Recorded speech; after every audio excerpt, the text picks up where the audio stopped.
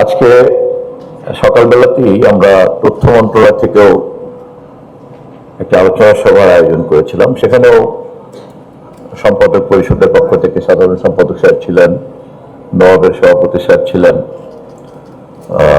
Federal union of জার্নালিস্টের মহাসচিব ছিলেন, তারপরে টেলিভিশন মালিক সমিতির প্রতিনিধি ছিলেন, অ্যাডকোর সাধারণ সম্পাদক ছিলেন।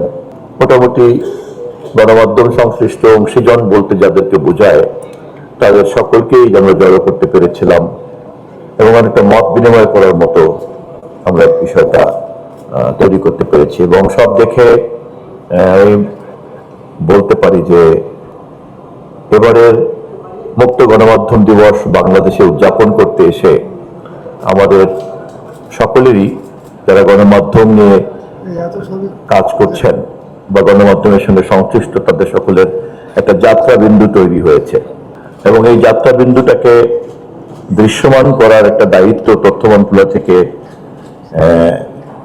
তথ্য মন্ত্রণালয় নিতে আগ্রহী।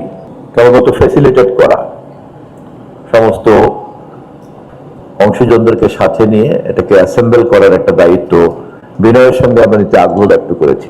এবং আপনারা যারা এর মূল অংশীদার, বিশেষ করে সাংবাদিক, সম্পাদকবৃন্দ, মালিক সাহেবরা, আপনারা সবাই মিলে যদি এ ব্যাপারে একটা সম্মিলিত উদ্যোগ গ্রহণ করেন তাহলে এটা একটা যাত্রাবিন্দু হতে পারে।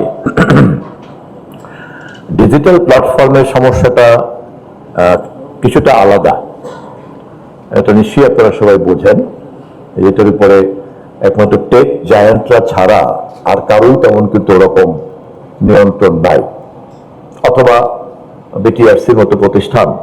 এর বাইরে বাকিরা আমরা প্রতিক্রিয়া ব্যক্ত করতে পারি, চিৎকার করতে পারি, এটা করতে পারি, ওটা করতে পারি। বা বিটিআরসিরও ক্ষমতা বড়দের কিন্তু কাউকে বন্ধ করা, কাউকে বাদ দিয়ে দেয়া।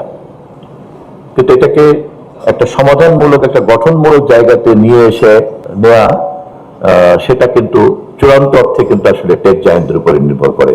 একটা কথা খুব ভালোই বলেছেন, পাঞ্জাবের জগতে একটি বিশ্বস্ত নাম শাবাব এথনিক ওয়্যার, এবং এটা আসলে খুবই গুরুত্বপূর্ণ। এবং ইতিমধ্যেই তথ্য মন্ত্রণালয় থেকে আমরা যে আইন বিদদের যে একটা প্যানেল রিক্রুটমেন্ট করতে যাচ্ছি, সেখানে আমরা এখনকার সময়কার ডিজিটাল প্ল্যাটফর্ম সংশ্লিষ্ট যে আইনগুলি আছে, বিধিগুলি আছে, বিশ্ব পরিসরে যে আইনগুলি আছে, টেক জায়ান্টরা যেখান থেকে রেজিস্ট্রেশন নিয়েছেন, ইনক্লুডিং ওয়াল স্ট্রিট থেকে শুরু করে অন্যান্য যেখান থেকে নিয়েছেন, সবগুলিকে মিলিয়ে এটাকেও কেমন করে আমাদের সঙ্গে কাজ করার একটা বাধ্যবাধকতার মধ্যে আনা যায়। ইতিমধ্যেই আপনারা নিজেই নিশ্চয়ই দেখেছেন যে মার্কিন যুক্তরাষ্ট্র সহ উন্নত দেশগুলির বহু জায়গাতেই তাদেরকে বহুবার কিন্তু শাস্তির আওতায় আনা হয়েছে এবং তারা এ ব্যাপারে বহু অর্থদণ্ড দিতে হয়েছে। আবার বাংলাদেশের মতো এরকম একটা ঘনবসতির দেশে হিসাব করলে পরে এখানকার সোশ্যাল মিডিয়া আইডির সংখ্যা কিন্তু একেবারে কম না, অনেক। এবং বাণিজ্যের দৃষ্টিকোণ থেকে দেখলে তাদের জন্য এটা কিন্তু একটা চমৎকার জায়গা।